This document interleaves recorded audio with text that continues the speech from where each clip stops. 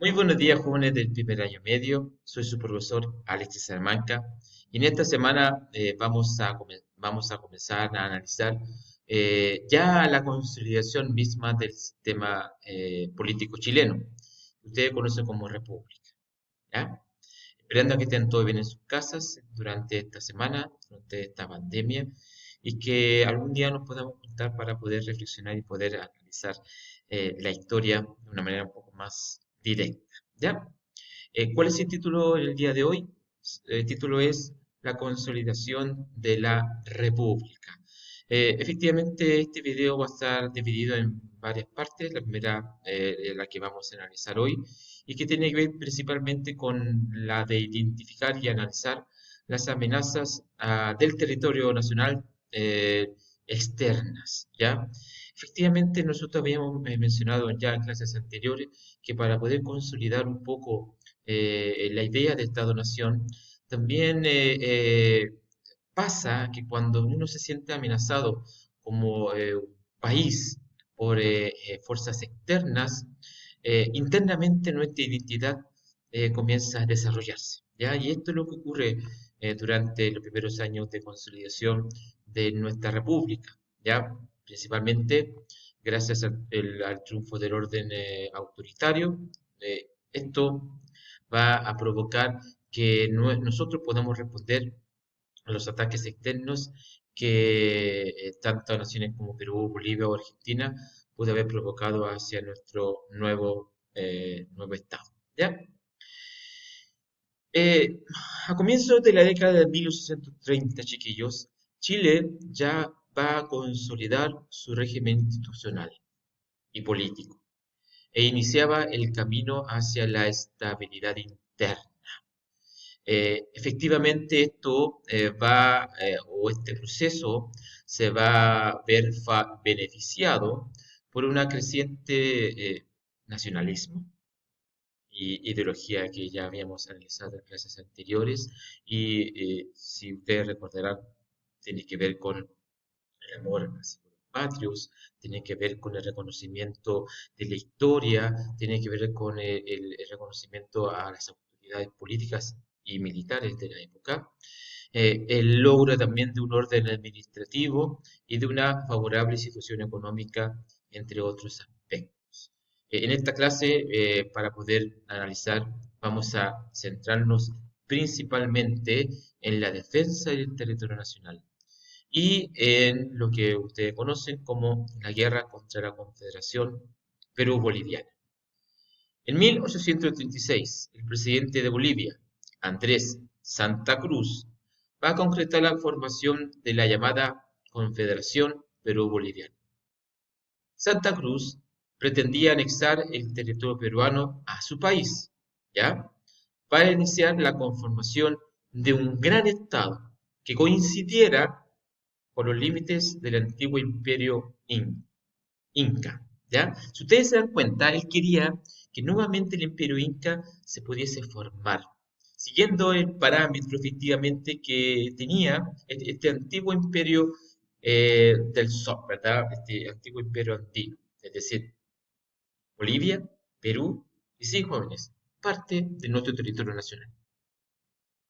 Estas ideas fueron interpretadas por la clase dirigente y especialmente por Diego Portales como peligrosas para la seguridad de nuestro país. A ello se van a sumar otras causas que hicieron estallar el conflicto entre Chile y la Confederación, y la que usted conoce como esta guerra contra la Confederación Perú-Boliviana. Veamos cuáles serían las causas principales de este conflicto, ¿ya?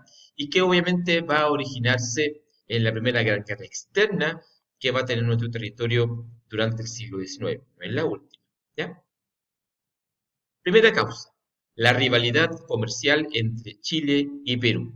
Obvio, esta va a existir principalmente entre los dos principales puertos de exportación e importación que tenían ambas naciones, porque va a existir una lucha comercial entre el puerto de Valparaíso y el Callao, que obviamente va a agudizar las diferencias.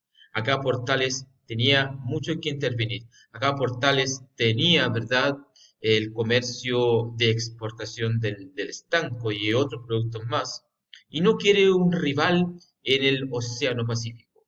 Por lo tanto, va a instigar a que efectivamente había que eliminar de una vez por todas a esta confederación que podía poner en peligro, ¿verdad?, a los negocios que existían en Valparaíso y en Chile.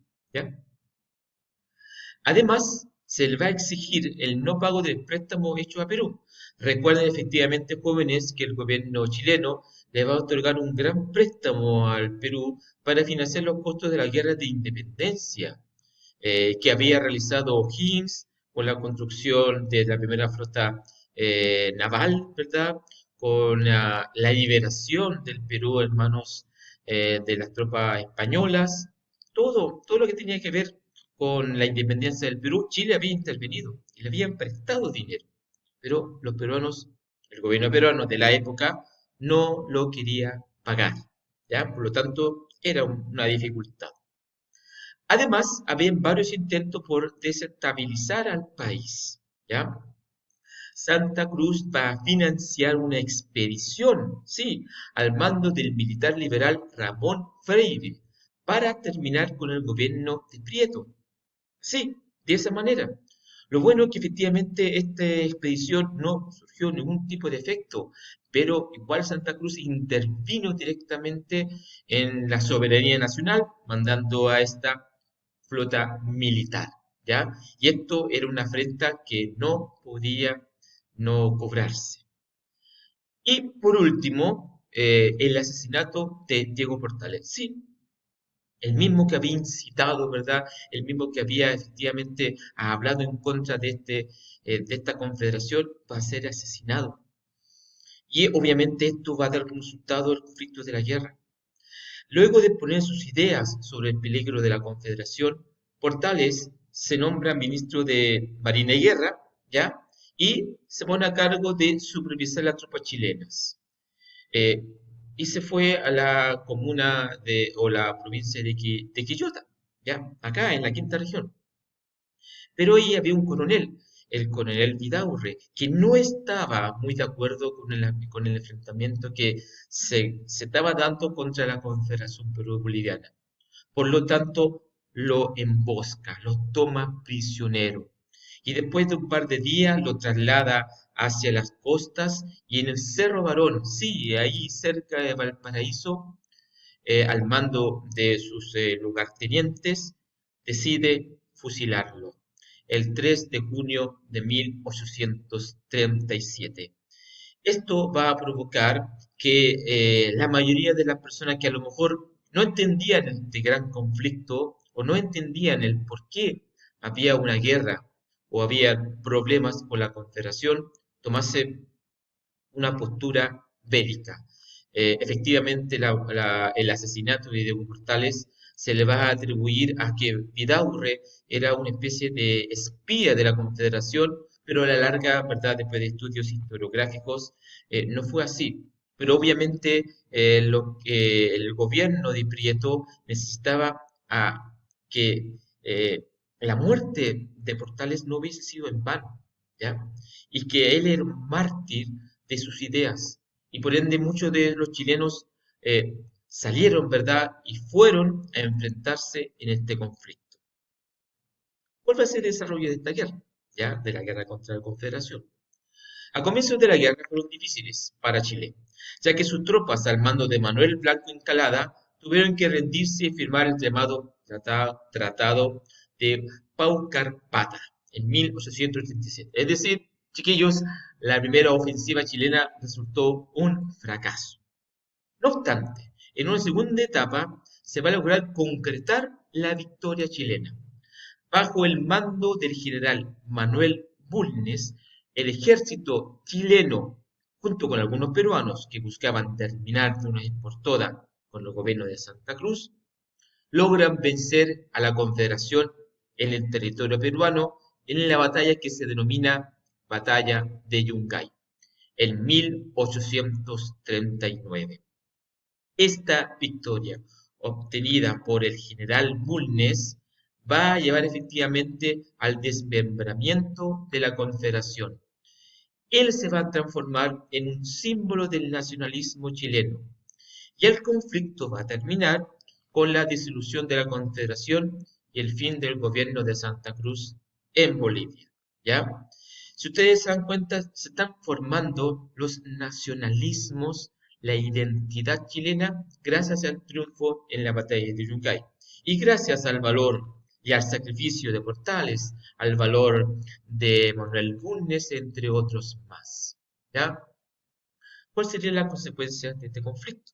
¿Mm? En primer lugar, tenemos que darnos cuenta que este hecho bélico tendrá importantes consecuencias, ya que el pueblo chileno, el bajo pueblo, el campesino, el artesano, que estaba ajeno a los grandes cambios políticos que estaban ocurriendo en Chile en ese tiempo, toma una postura positiva hacia su ejército victorioso y se da cuenta que está tomando parte de la construcción de este nuevo Estado-nación que es nuestro país.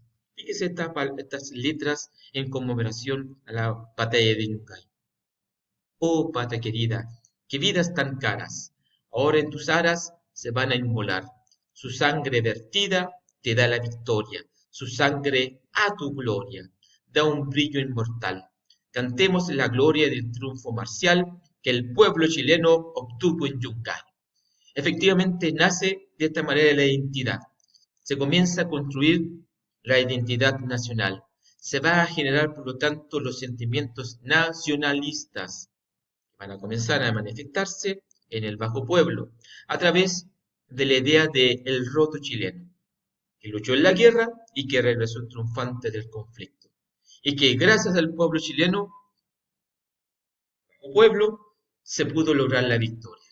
En este sentido, estamos hablando sin lugar a dudas que el triunfo sobre la Confederación Perú-Boliviana le da un valor agregado, especialmente en el concepto de nacionalismo, la idea de querer a la patria y además de formar una idea de identidad nacional. Como anteriormente yo había mencionado, la independencia fue una parte vinculada a los criollos y a la clase alta. Posteriormente al desarrollo de los ensayos constitucionales, ellos no se tomaban de acuerdo hacia qué punto dirigirse. Cuando ya se logró el triunfo autoritario, se dieron cuenta que ese era el punto de partida para desarrollar nuestro país. Pero este conflicto entrega una identidad nueva. Decir, yo, chileno, estoy ayudando en la construcción de nuestra nación. Por eso, por tal motivo, yo decidí que ustedes vieran a este conflicto desde este punto de vista, como un punto importante en la construcción de la identidad, en la construcción de los nacionalismos positivos, y que dejan en cuenta efectivamente que el rostro chileno, ¿verdad? La figura del campesino forma parte íntegro de nuestra nación. Para la próxima clase ya vamos a identificar a la economía como también una parte importante de la identidad nacional, entre otros elementos más. ¿Ya, chiquillos? Esperando que estén todos bien en sus casas, se despide acá desde el Colegio Unidad su profesor Alexis Salamanca y nos vemos el próximo viernes. Recuerden que esta clase es analizada en ese momento en Zoom y ahí podrán ustedes hacer algún tipo de pregunta si no hayan entendido algún tipo de presentaciones. ¿Ya? Esperando que estén todos bien en sus casas, que tengan un hermoso día, chiquillos. Luego, que les vaya muy, muy bien.